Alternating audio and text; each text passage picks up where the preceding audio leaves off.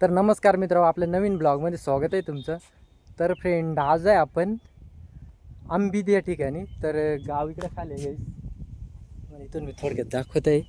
तर बघू शकता गाव इकडे आहे याच्या खाली इथं, कारण झाडामुळे काही दिसत नाही. इथून सुरुवात होते गावाची, या टेकडीपासून इकडं. तर मी आता तुम्हाला आज असा एक नजारा दाखवणार आहे गाईस. तर काही वर्षांपूर्वी म्हणजे काही काळामध्ये नाही का, इथं वराड गायब झालं होतं. गायब म्हणजे डोंगरावरती हे झालेलं आहे. बघू शकते इकडं नवरी आणि नवरदेव इथं आहे. दगडामध्ये अशी त्यांची मूर्त झालेली आहे. तर हे बाकीचं वराड आहे गाईस. तर हे वराड आहे गाईस बाकीचं. तर या डोंगरानं काही चालले होते, काही भरपूर असे दिवस झाले त्याला.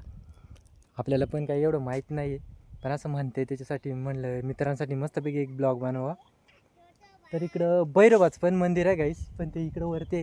तर ते तुम्हाला मी दाखवतो. इथून काही दिसत नाही, पण आपण या साईडला आहे गाईस. तर या टेकडीवरतीच आहे, पण जाण्यासाठी रस्ता या टेकडीचा आहे ना, त्या साईडही नाही. कारण आत्ता आपण आलो इकडून पूर्ण डोंगराचा गरका मारून आलेलो आहे आपण या रस्त्यानं. तर हा रस्ता जातो इकडं कुमसीद इकडे. तर इथं थांबलो होतो, म्हणलं मस्त मित्रांसाठी एक ब्लॉग बनवा. माझा ब्लॉग कसा वाटतोय ते पण कमेंटमध्ये सांगा. तर इथला डोंगराचा नजारा बघू शकता गाईस, कारण पावसाचं पण आज खतरनाक असं वातावरण झालेलं आहे गाईस.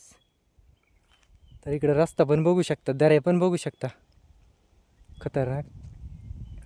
तर गाईस इकडं ते हरिश्चंद्राचा डोंगर पण इकडंच आहे, बघू शकते. इथं आहे तो डोंगर.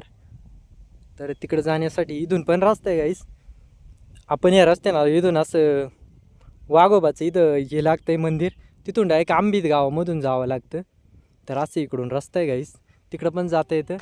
आणि बाकीचं तिकडून लवाळी इकडून रस्ता आहे गाईस. आपल्याला तिकडून राजूरच्या पुढे निघल्याच्या नंतर तो पण रस्ता इकडूनच येतो आहे असा. तिथून आल्याच्या नंतर या टेकडी बस येतो आहे. इकडून आले तर तुम्ही सावरकुट्यामधून तर इकडून येऊ शकता, कारण इथून डायरेक्ट आंबीतमधून खालून रस्ता त्या साईडला जातो. इकडून पुढून काही रस्ता नाही गाईस, कारण कधी आले तुम्हाला इकडं जायचं असेल तर इकडं. तर इकडं मंदिर पण आहे गाईस खतरनाक, इकडं कुमसेद या ठिकाणी. तर तिकडं जर तुम्हाला कधी जायचं असेल तर नक्की जाऊ शकता. धारेरावचं मंदिर आहे गाईस, ते तिथं खूप असे रविवारी खूप गर्दी असती. तर मी ब्लॉग टाकला होता मागच्या वेळेस खतरनाकमध्ये. तर इकडं बघू शकता गाईस, करवंद पण आता संपलेलं आहे, बघू शकता. आहेत पण पातळ पातळ आहे ते, भरपूर वर आहे. काही कॅमेऱ्यात काही दिसती नाही. पण डोंगर गाईस पावसाळ्यामध्ये इतकं पाऊस राहते इथं, तर मी तर पावसाळ्यामध्ये नक्की व्हिडिओ बनवीन. तर इथला नजारा बघू शकता तुम्ही, खतरनाक. तर काही सातचा ब्लॉग इथंच संपव, कारण की ब्लॉग भरपूर मोठा झाला आहे. त्याच्यामुळं माझा ब्लॉग कसा वाटतो ते पण सांगा. Tata bye bye.